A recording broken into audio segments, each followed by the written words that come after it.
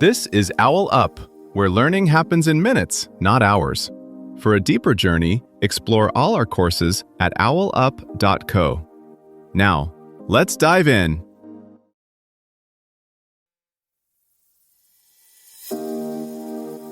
Welcome to Chapter 1 of our series, Everyday Stoicism, Mastering Emotional Resilience. In this episode, titled Introduction to Stoic Emotional Resilience, we'll explore the core principles of Stoic philosophy that can help you navigate life's ups and downs with greater ease. So, let's dive in.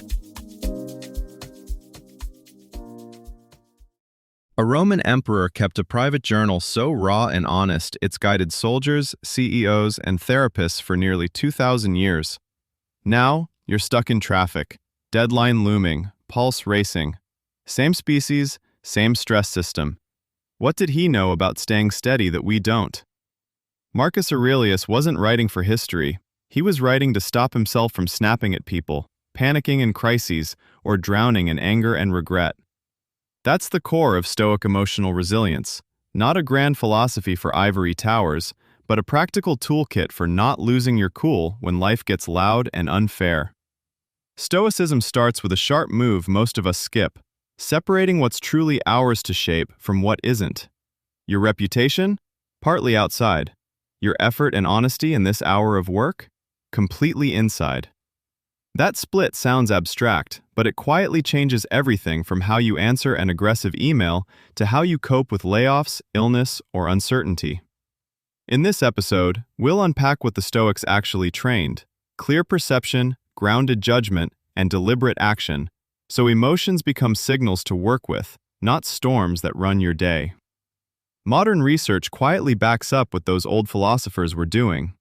Psychologists talk about locus of control. People who focus on what they can influence tend to cope better and feel less helpless. Military survival courses, elite sports teams, and leadership programs borrow similar drills. Rehearsing worst-case scenarios, reframing setbacks, training calm responses under pressure. Stoic practice fits right into this.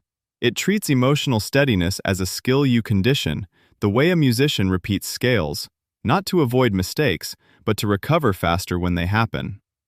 When people first hear Stoic resilience, many assume it means clamping down on feelings. The ancient sources show almost the opposite. They cared obsessively about how emotions start, grow, and can be redirected. A Stoic sees every emotion as beginning with a first impression, a flash of, this is bad, this is a threat, this is an insult. That flash is automatic. The choice comes a split second later. Do you sign off on it or question it? The anger, panic, or shame that follows isn't just caused by what happened, but by the story you silently told yourself about what it meant. That's where techniques like negative visualization come in.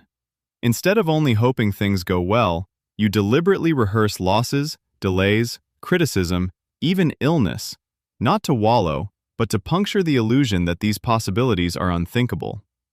When you've already pictured a project failing, or a relationship ending, and asked, how would I respond with dignity if this happened, the real event lands on prepared ground. You still feel pain, but less shock and less, this cannot be happening. The same goes for voluntary discomfort. Skipping a comfort, taking a cold shower, walking instead of driving. Those small, safe frictions train a quiet confidence. I can handle less than perfect conditions. Over time, this shrinks the distance between how life is and how I demand it to be. And that gap is where a lot of frustration lives. Notice how this approach differs from endlessly venting or endlessly distracting yourself. Instead of trying to erase difficult feelings, you turn toward them with curiosity. What exactly am I afraid of losing? What standard am I secretly enforcing? Is this truly in my hands, or partly in the hands of time, chance, and other people? Think of it as learning to hike in variable weather rather than waiting for the perfect forecast. You pack better, watch the sky more closely, and stop treating every dark cloud as a personal attack. You still get wet sometimes, you just don't quit the trail at the first drop of rain. You can test this in the most ordinary frictions of your day. A delayed train, a colleague missing a deadline, a friend replying curtly to your text. Each is like a small bell ringing, asking, "What story are you about to tell yourself about this?" One person reads, "They don't respect me," and spirals. Another reads, "They're having a rough day," and moves on. Same event, different inner script, radically different evening.